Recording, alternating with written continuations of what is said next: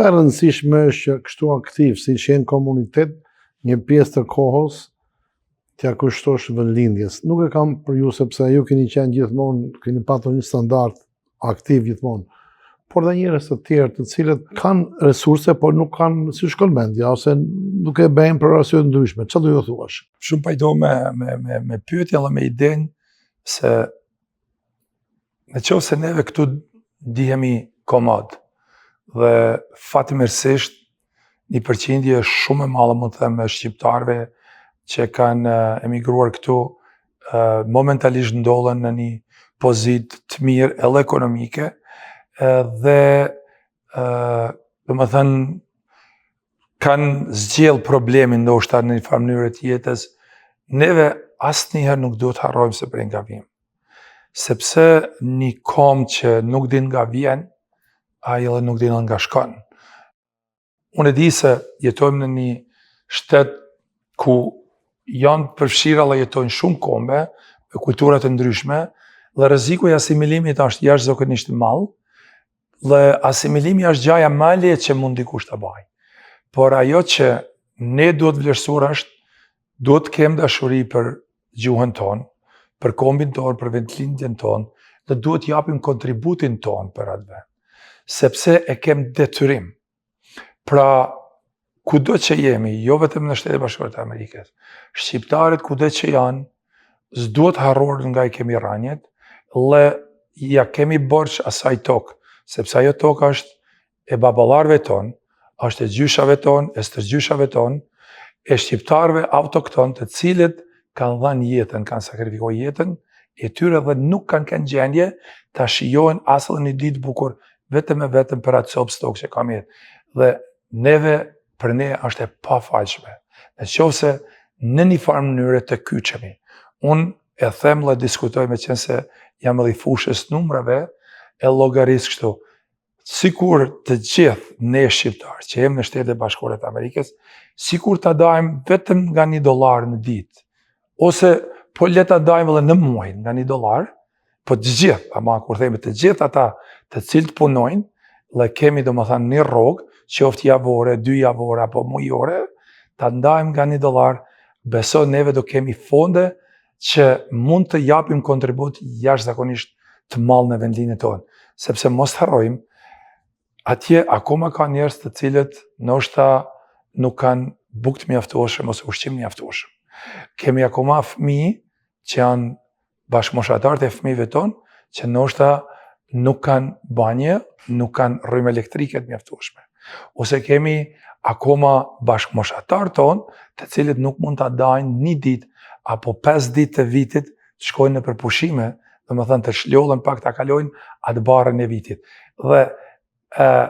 në këto pika, në këto drejtime, ose mund të kemi shkolla që nuk ka libra të mjaftueshëm, mund të kemi nxënës që nuk ka fletore të mjaftueshëm, nuk ka lapsa të mjaftueshëm, ose kemi, po supozojmë, nxënës të cilët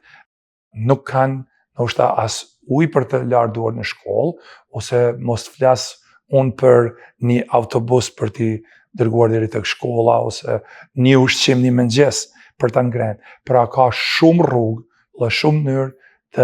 që neve mund të kontribojmë. Edhe neve duhet ta bëjmë atë. Pra nuk është diçka që neve të jemi aq komod me vetveten, të themi neve jemi shumë mirë dhe nuk kemi nevojë për tjerë, nuk bëhet vonë se si janë të tjerë përreth. Pra e kemi detyrim njerëzor dhe moral që neve duhet të ndihmojmë njëri tjetrin. Si këtu, nëse ka nevojë, si në vendlindje. Dhe gjithmonë, në çdo vend ku jemi, në çdo vend të punës, në çfarë do pozite që të kemi, të jem ambasador të mirë të shtetit shqiptar dhe të kombit shqiptar. Pra, neve në një farë mënyre e kryejmë atë detyrë, sepse me veprimet e mia të gabuara, ndoshta një rreth jashtëzakonisht i madh mund të krijoj bindje të keqe për krejt kombin tim apo shtetin tim që është i pafashëm. Pra duhet të jemi dhe të kemi shumë kujdes edhe në veprimet tona, edhe në sillet tona, edhe në punët tona, që puna jonë të vlerësohet nga të tjerët dhe në një farë mënyre kombi jonë dhe shteti jonë të marrin ato vlerësimet pozitive, që ata të ndihen faqe bardhë për veprimtarinë tonë. Doktor Laqaj, falenderit shumë për mesazhet, për gjithçka që trajtove sot. Ju folët shkurt për një jetë gjatë. Po në rrugëtimin tuaj të suksesit, cili ka qenë suporti i lirisë, demokracisë amerikane, i këtij shteti për cilin ne jetojmë sot? Shumë e vërtet, domethënë, e thash edhe më parë, Shtetet e Bashkuara të Amerikës të japin mundësi. Dhe mundësia më e madhe të cilat neve nuk i kemi patur atje, për shembull, për mua ka pas shumë rëndësi që në moshën 34 vjeçare kur kam ardhur, të mendoj të vazhdoj shkollimin dhe të rreshtohem, domethënë, në bankat e universitare, në auditoret universitare, sikur një student që ka kënë, domethënë, i lindur dhe i rritur këtu dem babadem, me të njëjtat kushte. Pra për mua ka qenë një gjë jashtëzakonisht pozitive dhe më ka ndihmuar te mase vetëm ky fakt. Një kohë që një gjë të tillë nuk e ndihen, domethënë, në shtetin, domethënë në vendin prej ka kemi ardhur, sepse po të shkoja unë në moshën time, ndoshta edhe në mënyrë do me paragjykonin. Pra, kurse përveç asaj tjerë janë programet që ty të mundsojnë edhe për të mbuluar shpenzimet, edhe për të paguar, domethënë, ato pagesat e cilat duhen, domethënë, ka shumë mënyra, shumë programe, shumë rrugë të cilat vërtet të drejtojnë dhe të mundsojnë, domethënë, arritjen e ëndrave të çdo njeriu. Nuk është e thënë se çdo njeri mund të jetë i suksesshëm këtu. Unë personalisht ka pas edhe punë të tjera, domethënë, kam pas edhe gjëra të tjera në jetë që kam pretenduar, domethënë, të realizoj, ja kam kushtuar kohën, kam kushtuar punën dhe durimin po ashtu, por nuk janë realizuar. Por ajo që është kryesore që them, çështja e arsimimit, vërtet ka qenë diçka që nuk mendoj se një shtet tjetër në moshën që unë kam qenë dhe në rrethanat që kam marrë këtu, ja mundson ose kisha gjetë ato mundësi. Edhe të punoj, edhe të mbaj familjen, edhe të shkollohem dhe të vazhdoj, domethënë, punën dhe të punësohem kështu me radhë. Pra, fal sistemit të Shtetit e Bashkuara të Amerikës, fal mundësive që ai jep, domethënë, një njeri që është lindur në një fshat, është rritur duke ruajt delet, duke miel delet, i themi ne me miel, duke ushqyer lopët, delet e kështu me radhë, dhe duke, domethënë, thjesht kaluar nëse mund ta krahasoj në kohën e mesjetës dhe të vijë edhe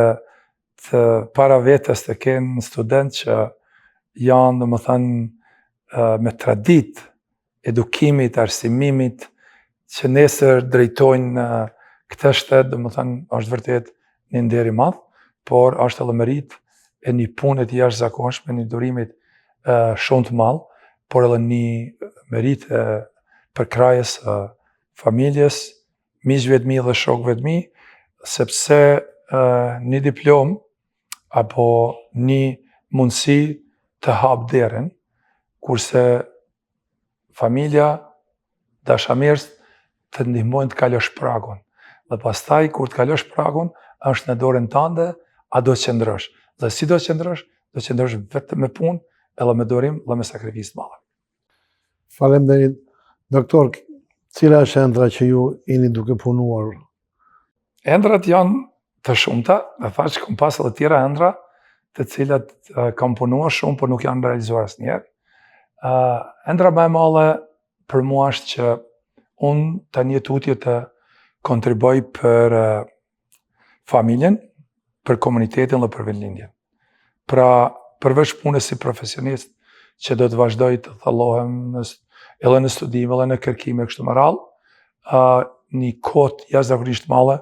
unë duhet i kushtoj vetëm komunitetit edhe vendlindjes sime, sepse unë personalisht e ndjej se jam borxhi atij vendit dhe duhet në një farë mënyre të arsyetoj largimin tim nga ai vend i bekuar. Kisha përshtuar edhe në diçka që kuptimi i gjithë kësaj,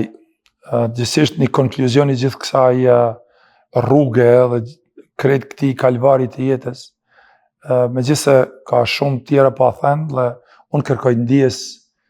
teleshiquesve tuaj, sepse me të vërtetë do të ishte një urtësi e madhe të flas pak dhe të them shumë, por nuk e kam atë zgjuarsi që të flas pak, them shumë, por flas shumë dhe them pak, që suksesi dhe ëndra më e madhe ime është që gjatë punës time dhe veprimtarisë time, si në profesion, si në jetë e përditshme, të kem mundësi të ndryshoj dikuj qëndrimin dhe jetën për pozitivitet, që një të ardhme ta ketë akoma më mirë, dhe të mbahem mend si një njeri që të thonë filan Fisteku ka qenë ai që me ka ndryshuar trajektorin e jetës nga një drejtim që nuk ka qenë i këndshëm dhe nuk më ka çuar ose sjell në një sukses, në një drejtim tjetër që unë sot ndihem më mirë dhe më respektuar. Shumë faleminderit, sikur ta kishim bërë me regji këtë mbyllje, pasi vërtet historia juaj e suksesit tregon se ju nuk keni ardhur në këto nivele rastësisht, por keni sakrifikuar, keni kontribuar, jeni një shembull disipline, një shembull i korrektësisë, jeni një shembull i personit që keni studiuar pa kufi dhe keni arritur nivele të larta akademike duke përfituar vetë ju atë ëndër dhe atë keni kapur atë realitet që keni dashur, por dhe komuniteti është krenar me ju, pasi shpesh njerëzit kur mësojnë se ju jeni në universitetin më të mirë të Amerikës, veç mirë nuk kanë kur të këqija, ne kemi provuar, miqtë tanë, unë vetë kam provuar mirësinë tuaj dhe shumë pedagogëve të tjerë që janë në këto nivele, pa lidhur me atë që thatë ju pak më parë, juve normalisht vetëm po të marrësh ecurinë tuaj e keni sjell një shembull e një, do të thosha për gjithë familjet shqiptare, se si mundesh të kesh sukses dhe rrugën e suksesit se si realizon, jeni juve një shembull tipik i suksesit dhe unë të falenderoj shumë. Isha i privilegjuar që kisha në bisedë. Vazhdimisht kur ju kam në bisedë jam gjithmonë i kënaqur, sepse prezenca juaj është një vlerë e shtuar në televizorin shqiptar të Amerikës. Shikuesit gjithmonë kur jeni ju në televizion na bëjnë telefon, na bëjnë komplimente, edhe gjithmonë për mirë, e të falenderoj, me shpresë jo vetëm në këtë rast, por dhe herë tjera të takohemi përsëri. Faleminderit juve, edhe jashtëzakonisht e vlerësoj punën tuaj që bani. Jo se neve jemi miq, por unë e vlerësoj punën jashtëzakonshme të juve, Sonika Nivila, bashkëshortes tuaj Valentinës dhe gjithë stafit tuaj, sepse ky televizor vërtet është një jo vetëm dritare, po është një shtëpi e madhe dhe e hapur për të gjithë ne, ku neve edhe mund të shprehim, domethënë, anë pozitive të komunitetit dhe sukseset tona, por ne edhe mund të çajmë hallet. Vërtet ju falenderoj shumë për punën tuaj dhe shpresoj dhe besoj të kemi për jetë gjatë këtu dhe puna juaj është jashtëzakonisht e paqëmuar dhe neve si komunitet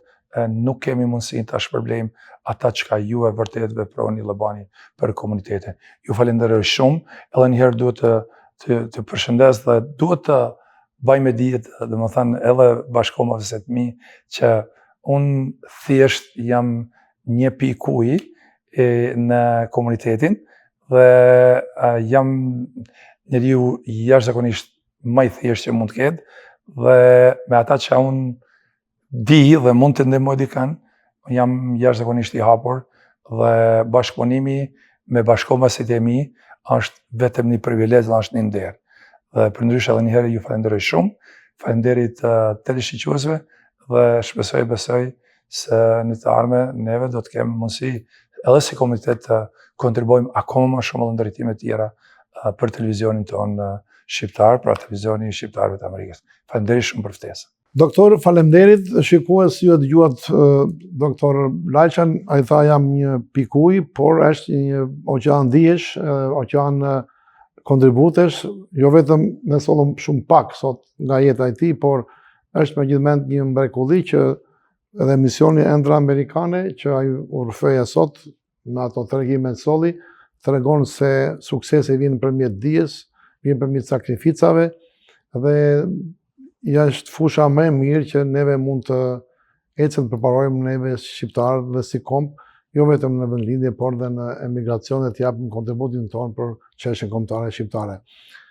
Derisa të kemi një të ftuar tjetër në emisionin ëndra amerikane, miru pafshim dhe e falenderoj në emrin tuaj doktor, faleminderit. Faleminderit edhe ju. Faleminderit.